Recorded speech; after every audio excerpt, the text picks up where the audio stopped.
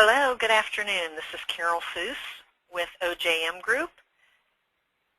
Thanks for joining our podcast. I'm here to talk to you today on the Fiscal Cliff tax deal. And we want to discuss the good, the bad, and the ugly for high-income taxpayers. And certainly there's a little bit of each of those items in this tax act. As I said, my name is Carole Foos. I'm a CPA and I'm the Director of Tax Planning at OJM Group.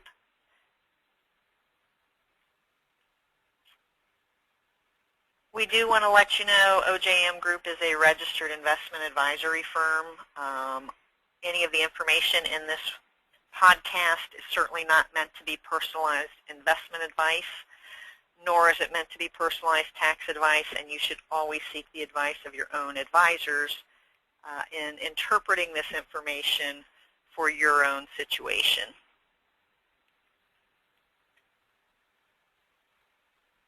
We're also not engaged in the practice of law, and you shouldn't consider this to be legal advice.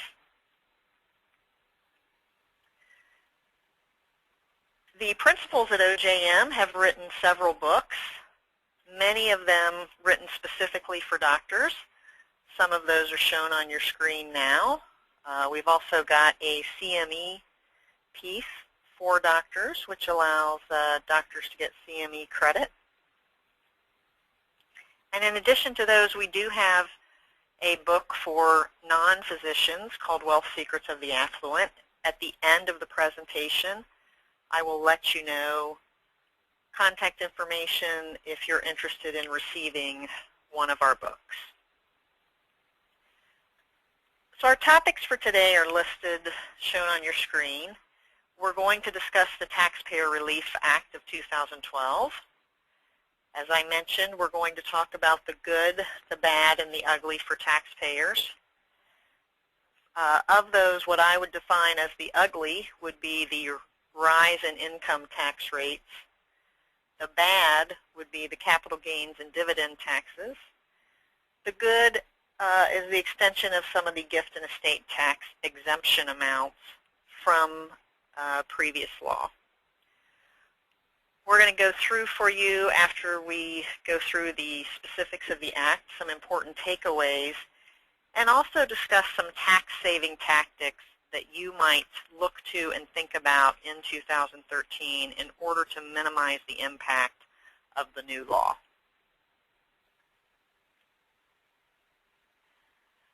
So as I'm sure many of you are aware, the Taxpayer Relief Act of 2012 was signed on January 2nd, 2013 by President Obama. This was after a long holiday weekend of negotiations among and between Congress and the White House. It does permanently extend certain tax cuts that were put into effect during the Bush presidency. It also increases taxes dramatically for high-income taxpayers, like many physicians.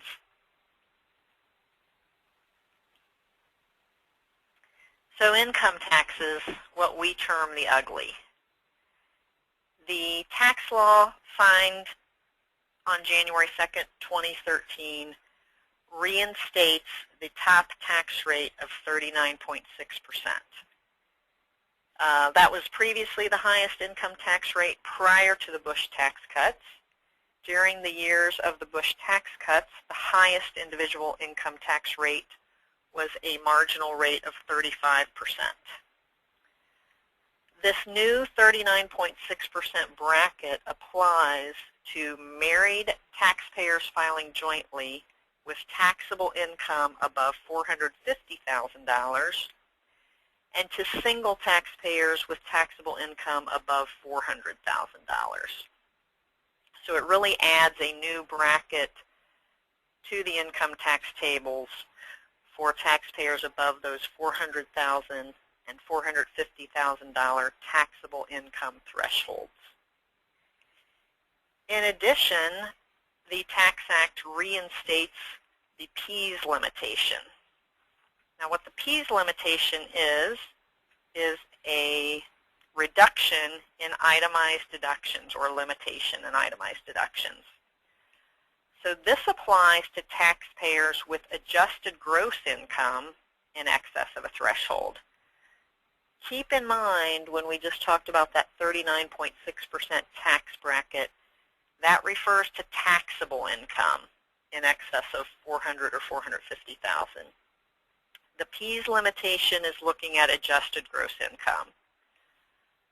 So the difference in those adjusted gross income is really, if you're looking at your personal income tax return, it's the bottom line on your Form 1040, page 1. Once you get to adjusted gross income, you deduct itemized deductions, and you would deduct personal exemptions to come to your taxable income. Okay, so the Pease limitation is for adjusted gross income for single filers that are in excess of $250,000 and joint filers with AGI in excess of $300,000. The way the Pease limitation works is that if your adjusted gross income is above those thresholds, you're going to lose 3% of the amount that exceeds that threshold. So for instance, if you're a married taxpayer filing jointly and your adjusted gross income is $400,000, it's $100,000 over that $300,000 threshold.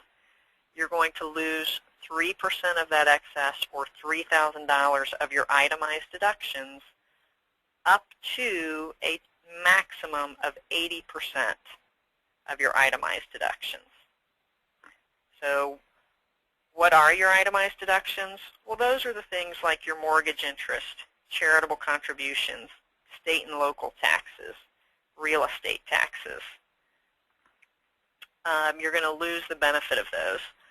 So in talking to some of our OJM clients, if you've got adjusted gross income of, let's say, $1 million, you're going to lose 3% of that $700,000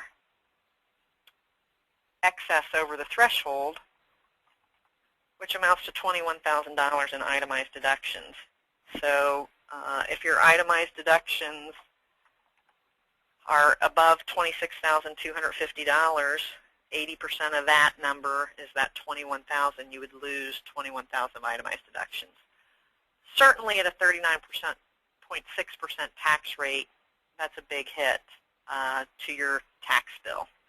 So this really does have a big impact on high-income taxpayers. In addition to the Pease limitations on itemized deductions, there is also a reinstatement of the phase-out for personal and dependent exemptions. And for those limitations, these exemptions are phased out at 2% for each $2,500 of adjusted gross income that exceeds those same thresholds as the itemized deduction thresholds. So again, not only are you losing a large portion of your itemized deductions, but there's a good chance you're going to lose your personal dependency exemption write-off as well. In addition, the FICA payroll tax cut has expired, and it was allowed to expire under the Act.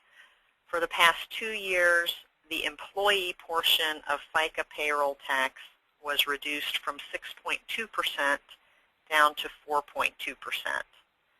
Now this applied to wages up to the Social Security tax threshold. For 2013, that Social Security wage base is $113,700.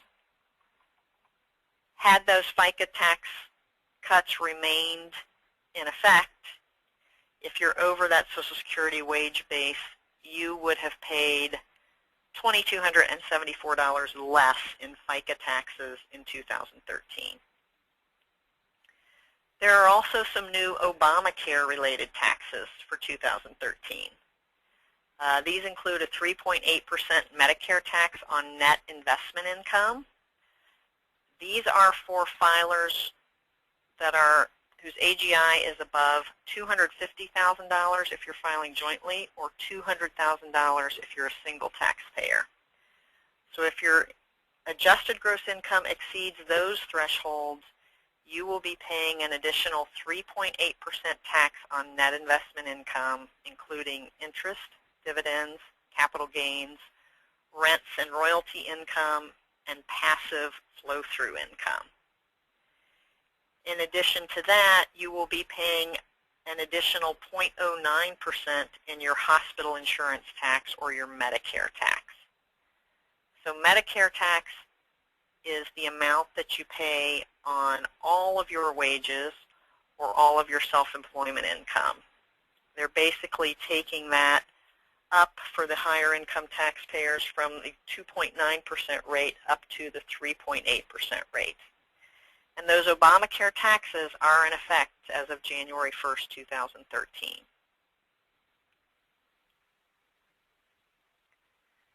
So let's discuss capital gains and dividends taxes, what we call the BAD.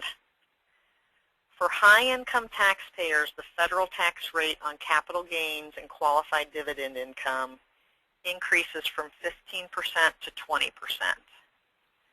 Now this applies to those same taxpayers who are now subject to the 39.6% tax bracket. So that would be those with over $400,000 or $450,000 in taxable income. The Medicare contribution tax of 3.8% that we just discussed still applies to capital gains and dividends. So if you're an income taxpayer with above $400,000 to $450,000 in taxable income, you're going to now pay 23.8% taxes on long-term capital gains and on qualified dividend income. In addition to that, obviously, many states are adding another layer of tax on top of that to that income. So total taxes on capital gains and dividends can now reach 23 to 33%, depending on what state you may reside in.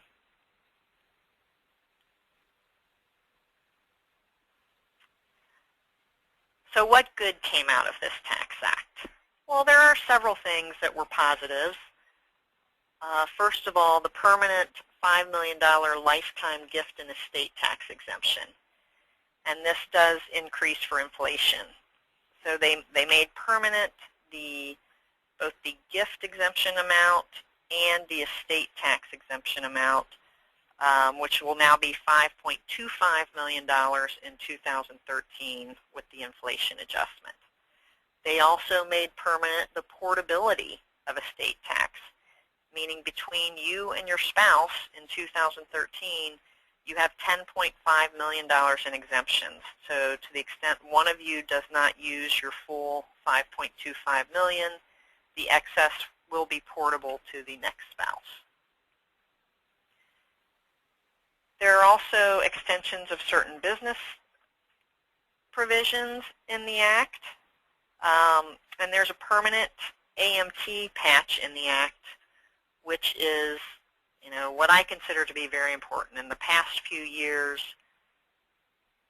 we've had to wait towards the end of the year for Congress to determine whether to extend what's called the Amt Patch. And what that is basically an extension of the Amt exemption amount to adjust it for inflation.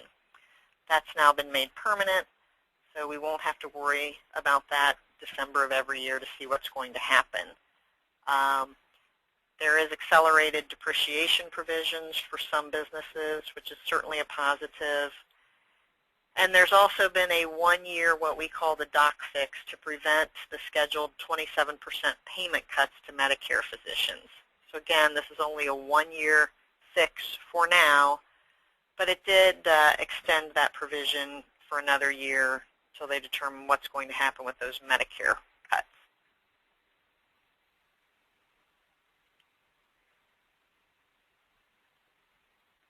So what are some important takeaways for high-income taxpayers? Obviously, between state and federal taxes and some local taxes, many taxpayers will now be looking at a 50+% marginal income tax rate. On much of your income, you're going to be paying 43.4% federal taxes. States, you could be paying, 7 to 10% state income taxes. So you're looking at paying over half of your income, giving away over half your income to the various governments as income taxes. So tax rates, as we said, are 45 to 55%, depending on the state. Long-term capital gains and dividends can reach as much as 23 to 33%, depending on the states. The $5 million lifetime gift and estate tax exemption, which is inflation adjusted to $5.25 million for 2013, is permanent. However, the estate tax rate did increase from 35% to 40% for the top estate tax rate. So tax planning really has not been as important in 30 years. We're looking at, back to the point of having very high tax rates, higher than we've had really since the Reagan years. What are some tax savings ideas for 2013? What do you need to be thinking about? First of all, ideal corporate structures. Looking at your corporate structure and evaluating what's the right corporate structure for you is a must. What we like to encourage people to do is think about various corporate structures. One thing to think about, I think you might see a lot of conversions from S corporations to C corporations, because currently the highest individual income tax rates are higher than the highest corporate tax rates. Because an S corporation has taxes that flow through to the individual owners and are taxed at those individual tax rates, you could be paying a lower tax rate at a C corporation corporate tax. This is especially advantageous if your corporation is such that it's not a personal holding company and you actually get the benefit of the graduated income tax rates that a corporation allows. We often advise our clients to have various corporate structures for their various business entities. For instance, for doctor clients, perhaps an S corporation is utilized for the medical practice itself. A partnership may be utilized to own the real estate or the medical office building. And a C corporation might be utilized as a management entity or a billing entity or a marketing entity. In this way, taxpayers get the advantages of all the various types of corporate structures. And it can really make a lot of sense from a tax standpoint. You also want to make sure you're using best practices with regard to qualified retirement plans and fringe benefit plans. You need to evaluate a plan that you're currently utilizing, including what are the tax benefits you're getting out of that plan, what are the costs associated with the plan, not only administrative costs, but also what are the costs for covering your employees under that plan. And are there better ways to spend that money or more efficient plans that you might be utilizing? There are fringe benefit plans that are non-qualified plans that might be of benefit to you. There are also hybrid benefit plans that could benefit you. The one thing to keep in mind for a qualified retirement plan is that while you're getting a current tax deduction on the contribution to the plan, you need to understand that when distributions come out of that plan, they're going to be taxed at ordinary income tax rates at the time you take the distribution. So someone who deferred money into a qualified retirement plan in 2012 at a 35% tax rate and is now taking a distribution and might be at a 39.6% rate, obviously that might not have worked out as well as they had planned. So you really need to evaluate what you're doing with that money, what's the benefit of the tax deduction and the tax deferral, and what do you think tax rates are going to be when you start pulling the money out of the plan, or are there better plans out there for you that would provide better tax savings? Use of small captive insurance company arrangements can be a great tax savings idea.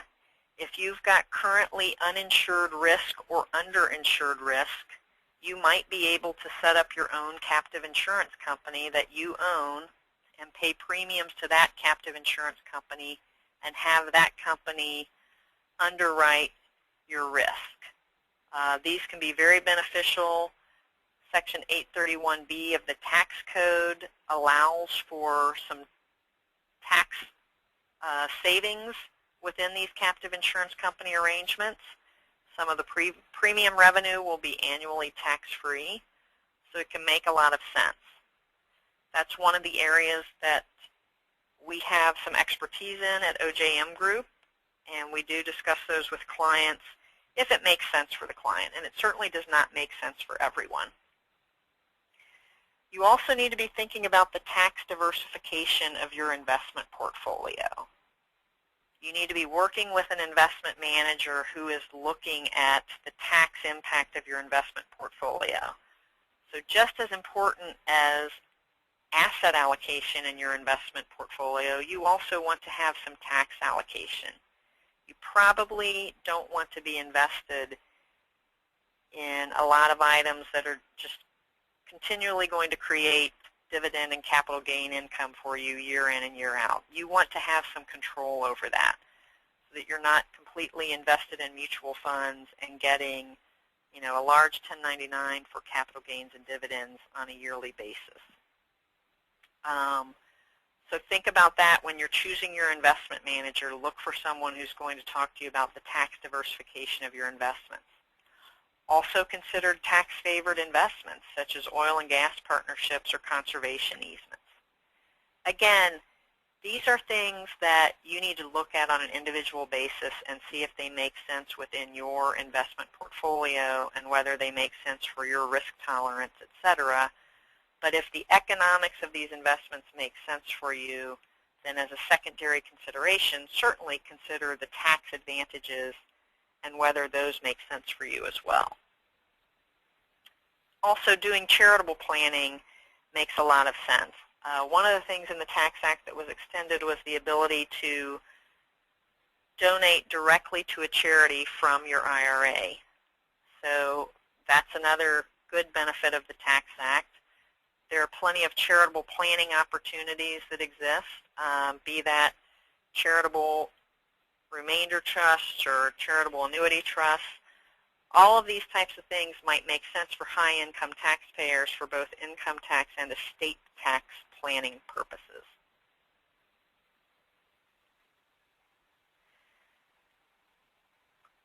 So who is OJM Group? OJM Group is a financial consulting firm. We do comprehensive financial planning. We manage investments. We do retirement planning, education planning, college planning. We offer tax advisory services, asset protection planning, client services, as well as insurance and legal planning. What we do is quarterback your financial planning process, and we work with your individual advisors, such as your attorneys and CPAs, to come up with a plan that's right for you.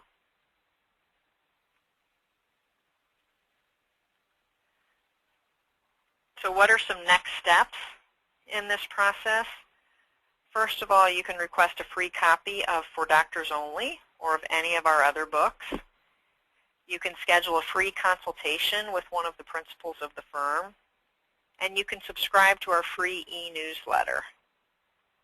The toll-free number is on the screen to contact us and do any of the above. Also, you can email David Mandell, one of the principals at OJM Group, at the email address on the screen, mandell@ojmgroup.com. Thank you for your time today. We appreciate it, and we hope this has been a valuable presentation to you.